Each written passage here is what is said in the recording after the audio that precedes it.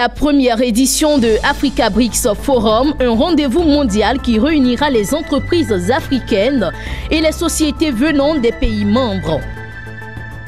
Préserver l'environnement et l'économie verte, impacter positivement le changement climatique à travers des mesures fiscales environnementales, c'est l'objet de l'atelier de validation des rapports d'études mené par le ministère de l'Environnement et du Développement durable ainsi que la CGECI, la Confédération générale des entreprises de Côte d'Ivoire. Et puis à Adjamé, un commerçant à la tête de la commune, quel impact? Les réponses tout de suite avec notre équipe de reportage sur place. Et à Guiglo, indemnisation des victimes des crises survenues en Côte d'Ivoire, 152 millions de francs CFA offerts par la ministre en charge de la solidarité. Voici pour les titres. Bonsoir à tous, mesdames, messieurs. Bienvenue sur Business N4 Africa. Cotonou, la capitale du Bénin, accueillera très bientôt la première édition de Africa BRICS Forum. Ce rendez-vous mondial se veut une plateforme de rencontres et d'échanges entre les entreprises africaines et les sociétés venant des pays membres tels que la Chine, l'Inde, le Brésil, la Russie ou encore l'Afrique du Sud. Il s'agit par cet événement de promouvoir les leviers de croissance dans un contexte de partenariat gagnant-gagnant. Mon désir Nascimento pour le compte-rendu. Du 8 au 10 mai 2019 se tiendra à Cotonou en terre béninoise la première édition de Africa BRICS Forum, une plateforme économique qui permettra aux entreprises d'Afrique de sceller plus de partenariats gagnant-gagnant avec celles du BRIC, notamment le Brésil, la Russie, l'Inde, la Chine et l'Afrique du Sud. À environ 4 mois de la rencontre, le commissaire général face à la presse a précisé les enjeux d'un tel forum. Nos entreprises africaines ont l'opportunité, n'est-ce pas, de s'ouvrir à d'autres horizons dans le cadre de leur plan de développement économique et social. Et ça, pour nous, l'espace BRICS est un espace véritablement idéal pour permettre à ces entreprises-là de pouvoir nouer des partenariats d'affaires et de développer d'autres pôles de leur savoir-faire et surtout de favoriser leur croissance économique. Africa BRICS Forum, pendant 3 jours à Cotonou, sera menu de conférences économiques, des rencontres B2B, des panels francophones, anglophones et junior achievements. La spécificité de ce forum étant de constituer un fonds d'investissement africain afin d'appuyer les entreprises africaines. Désiré Doudou appelle les dirigeants africains à la coopération. Vous me donnez aussi l'occasion d'avoir un petit mot pour nos différentes autorités de nos différents États. Nous attendons qu'ils nous encouragent, nous, leurs administrés, nous les Africains qui peuplons ces pays-là, qui nous encouragent, qu'ils nous donnent leur caution institutionnelle, qui nous aident à pouvoir réussir ce genre de pari. Africa BRICS Forum est un forum de partenariat gagnant-gagnant entre les pays d'Afrique et les pays émergents, notamment le Brésil, la Russie, l'Inde, la Chine et l'Afrique du Sud. Ce forum sera organisé de façon tournante dans les différentes zones économiques et monétaires en Afrique. Toujours à Abidjan, il s'est tenu un atelier de validation des rapports d'études menés par le ministère de l'Environnement et du Développement durable ainsi que la CGECI, la Confédération générale des entreprises de Côte d'Ivoire. L'objectif de cet atelier est de proposer des mesures fiscales incitatives pour les entreprises respectueuses de l'environnement. La rencontre d'échange s'est déroulée 2 jours durant en présence des autorités administratives. Le commentaire de Daniel Kojo. Après le diagnostic de la fiscalité environnementale en Côte d'Ivoire, l'heure est à sa restitution. Ces acteurs ministériels et du secteur privé sont en atelier de validation des rapports d'études menés par le ministère de l'Environnement et du Développement durable ainsi que la Confédération générale des entreprises de Côte d'Ivoire, CGECI. Nous disons, réfléchissons, trouvons avec l'État de Côte d'Ivoire les mesures, les dispositions à mettre en œuvre pour que les entreprises soient éduquées à la préservation de l'environnement qui est pour nous aujourd'hui, mais qui est aussi pour nos enfants. Mais en même temps, les éduquer à l'utilisation de notre environnement dans lequel ils développent leur activité. Cette étude a pour but de répertorier les taxes à vocation environnementale auxquelles sont assujetties les entreprises selon une approche sectorielle. L'objectif de cette fiscalité-là, justement, est triple. Le premier objectif, c'est un objectif de financement la fiscalité environnementale va permettre justement à l'État de générer des ressources justement pour financer la sensibilisation, l'éducation, la restauration et la valorisation de l'environnement. Le deuxième objectif, c'est un objectif d'incitation. Ça, c'est très important. L'objectif de cette fiscalité, c'est d'inciter justement les entreprises à se reconvertir avec des technologies plus propres et même voir l'émergence d'entreprises vertes qui justement donc ils vont voir en fait l'État les accompagner, notamment à travers des avantages fiscaux. Et le troisième objectif, c'est un objectif de prévention. Donc il faut prévenir que guérir. L'action aujourd'hui pour restaurer l'environnement, pour restaurer les milieux dégradés va coûte cher, mais l'inaction va coûter plus cher. La nomenclature du système fiscal environnemental, l'efficacité du système des prélèvements fiscaux, l'état des impositions et dépenses fiscales en matière d'environnement en Côte d'Ivoire. Ce sont entre autres les recommandations qui ressortent des travaux de commission. Notons que la fiscalité environnementale, comme l'ensemble des taxes, impôts et redevances, dont l'assiette est constituée par un polluant, un produit, un service qui détériore l'environnement ou prélève des ressources naturelles. Elle est née de la prise de conscience par l'opinion et les pouvoirs publics de la nécessité de mettre en œuvre des politiques de protection de l'environnement. Il a été organisé récemment à Abidjan un atelier de restitution des résultats du projet Starling. Ce projet pilote consiste à mettre en place un outil de surveillance spéciale des forêts. L'objectif est de mettre fin à la déforestation de la Côte d'Ivoire. Lawani Babatunde. Le couvert forestier ivoirien est passé de 16 millions d'hectares en 1900 à 3 millions d'hectares en 2015. En seulement un centenaire, la Côte d'Ivoire a perdu la quasi-totalité de sa forêt. Une situation alarmante à laquelle les autorités d'Abidjan veulent mettre fin. Dans cette perspective, le projet Starling devrait permettre de surveiller, au moyen du satellite, l'espace forestier du pays pour mieux le protéger. Une mesure de plus pour lutter contre la cacaoculture en milieu forestier, une des principales causes de la déforestation en Côte d'Ivoire. Le travail que nous avons eu à faire dans le cadre de ce projet pilote, c'était d'abord de fixer la base. Et une fois que nous avons fixé la base, il fallait donc voir comment on intervient.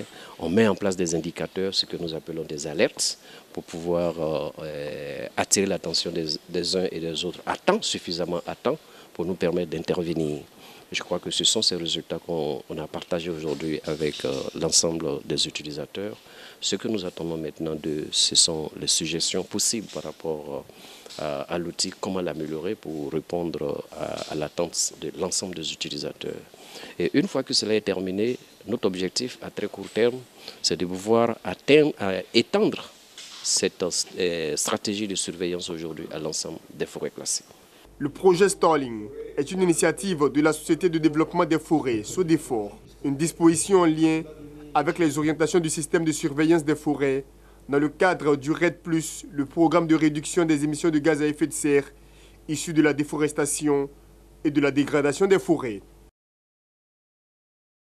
Tout autre chose, à présent, dans le district d'Abidjan, dans la commune d'Atekoubé, s'est déroulée la cérémonie de présentation des vœux du Nouvel An au maire et au conseil municipal. Une occasion de dresser le bilan des activités pour le conseil municipal. L'amélioration des conditions de vie des populations demeure une priorité. Le reportage est signé Lucien Bokoa dans un commentaire de Nadia Eounon.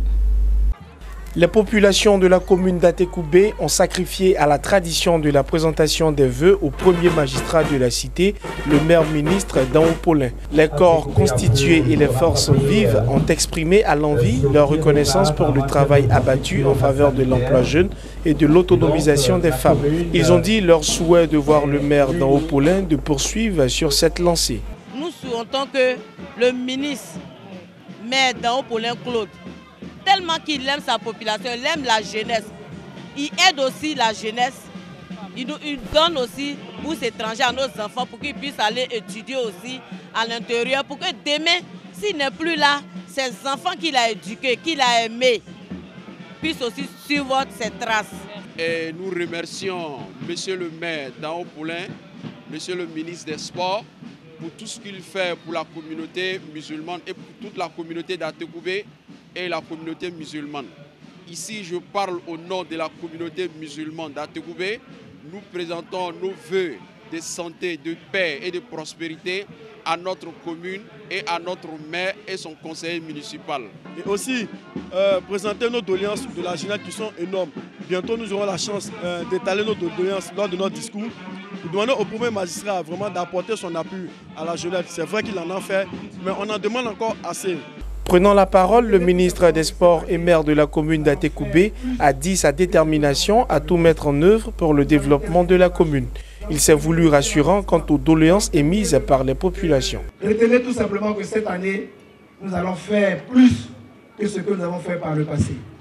Nous allons terminer le marché, nous allons terminer le 10e arrondissement, nous allons terminer l'hôpital d'Atekoubé 3 et nous allons inaugurer à la fin de ce mois l'annexe d'Abidjan Santé. C'est fini. Je veux rapprocher l'administration de nos populations et ça va être une réalité cette année. Atekoubé est une commune du nord du district d'Abidjan. La commune est divisée en deux rives, rive droite et rive gauche. Elle compte 35 sous-quartiers et 5 villages occupés par les Tchamans. Atekoubé est une commune où l'on retrouve presque toutes les religions et confessions religieuses. Et puis, Adjamé, commune du district d'Abidjan, mais également pôle commercial, accueille des milliers de visiteurs chaque jour. Pour les 5 prochaines années, le premier magistrat de la cité se nomme Farikou Soumaoro, président de la FENACI, la Fédération nationale des commerçants de Côte d'Ivoire. Avec un commerçant à la tête de la commune, les populations nourrissent d'énormes espoirs dans le développement d'Adjamé. Le constat avec Daniel Kodjo. Adjamé, au nord du district d'Abidjan, la commune est peuplée de près de 400 000 habitants, mais chaque jour, elle accueille plus de 2 millions de personnes en transit pour les affaires. Ce qui frappe tout de suite dans la commune, ce sont ses activités commerciales à tous les coins de rue. La commune abrite plusieurs marchés, dont l'un des plus grands de la sous-région, le Forum des marchés d'Adjamé. Si la commune fascine le visiteur pour son dynamisme commercial, elle surprend par le désordre qui la caractérise. Un homme veut changer la donne. C'est lui, Soumaoro Farikou, maire de la commune d'Adjamé depuis le 13 décembre 2018, président de la FENACI, Fédération nationale des acteurs du commerce de Côte d'Ivoire. À peine 2 semaines aux affaires, Soumaoro Farikou a lancé un projet de réhabilitation des locaux de la mairie. État civil, salle de mariage, cantine, services techniques, tout est en pleine réhabilitation. Et quand on veut apporter un changement, il faut commencer où on est, dans un premier temps. C'est pour cela que vous constatez que la mairie est en chantier pour apporter les changements au niveau de la mairie et également qui va s'étendre sur la commune. Mais là où Soumaoro Farikou est attendu, c'est dans l'assainissement de la commune, une doléance des commerçants. La voie a été transformée en dépotoir et pendant 6 mois, il ne se passe pas d'enlèvement. Et le bitume a fini par être détérioré de façon considérable. Et c'est un énorme préjudice que les commerçants subissent. Quand vous voyez que cette voie est envahie par les commerçants, la nature a horreur du vide. Ce n'est plus une chaussée, ce n'est plus une voie, ce n'est rien du tout, c'est un espace c'est un dépotoir. Ça ressemble à tout sauf à l'entrée principale d'un marché aussi prestigieux qu'est le Forum des marchés d'Adjamé. Et nous avons perdu tous nos clients du fait de l'inaccessibilité. L'État a concédé à un opérateur aujourd'hui sur l'ensemble du district qu'on appelle Eco-Ebirni. Et j'ai convoqué cette société pour avoir un entretien et leur donner ma vision de la salubrité au niveau de la commune d'Adjamé, surtout les boulevards Nangui à Brogua. Je leur ai dit que je souhaitais qu'il n'y ait plus de bacs à ordures installés le long du boulevard. Et ensemble, nous sommes en train de définir des sites où nous allons mettre ces bacs à ordures.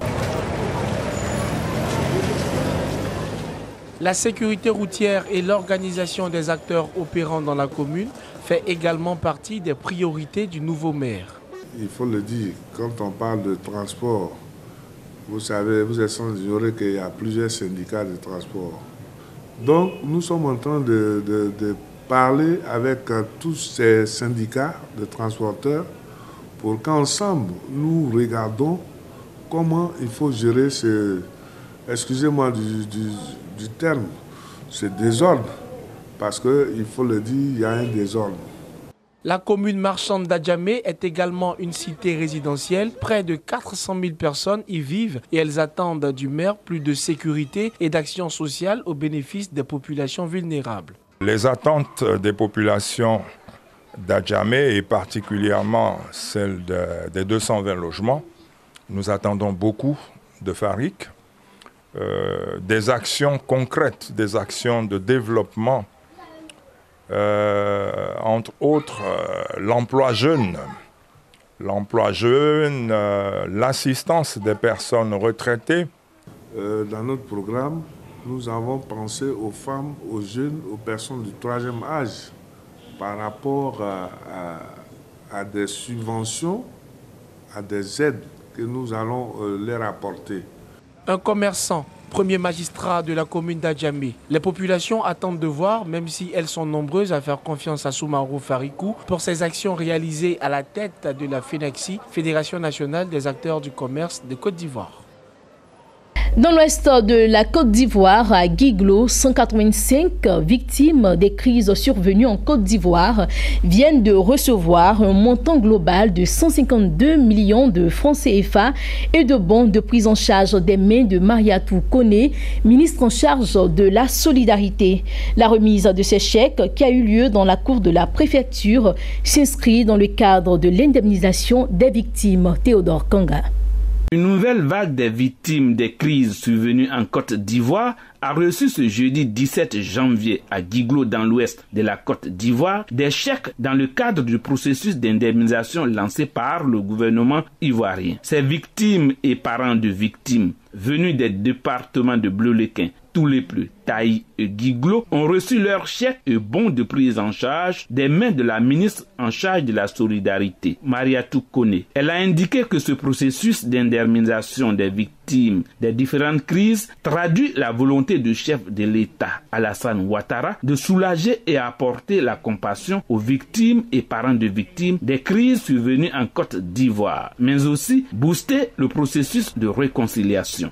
Nous sommes à Guiglo pour la région de Cavani et aujourd'hui nous venons de remettre des chèques à 187 victimes pour un montant total de 152 millions de francs CFA, comprenant 147 personnes décédées, les ayants droit de 147 personnes décédées, c'était 147 millions, et le reste ce sont 38 blessés qui reçoivent 150 000 francs chacune pour leur transport, mais également des bons de prise en charge médicale et psychologique afin de pouvoir bénéficier de soins si leur état de santé au moment où ils ont été recensés le nécessite. Pour l'État de Côte d'Ivoire, c'est vraiment un processus pour soulager les victimes. Soulager les victimes, soulager les parents des victimes et en même temps leur montrer la solidarité, la compassion et du gouvernement et de la nation tout entière. Les victimes ont dit leur joie pour ces gestes de portée sociale qui va les soulager un temps soit peu. Vraiment, je la remercie beaucoup.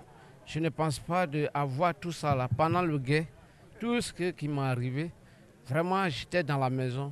Je ne sais pas comment gagner manger.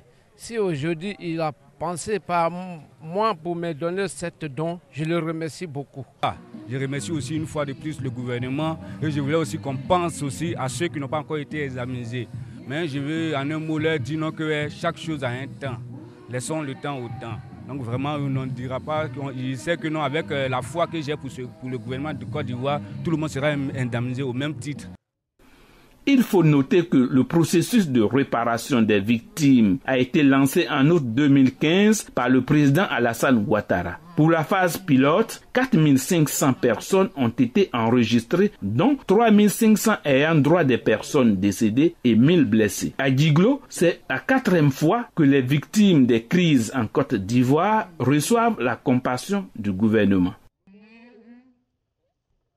Et avant de refermer ce journal, cette information en images au Cameroun, le ministre de l'Emploi et de la formation professionnelle, Issa Chiroma Bakari, a annoncé le lancement d'un appel à propositions permettant le financement de grands projets d'investissement dans le cadre de la formation professionnelle et du développement des compétences. Il s'agit du guichet 1 du mécanisme de nuancement de l'initiative compétences pour l'Afrique. Les projets sélectionnés dans ce guichet de financement recevront une subvention pouvant aller jusqu'à 3 millions d'euros. Voilà pour l'essentiel de l'actualité économique. Merci à vous pour votre attention. On se retrouve très bientôt.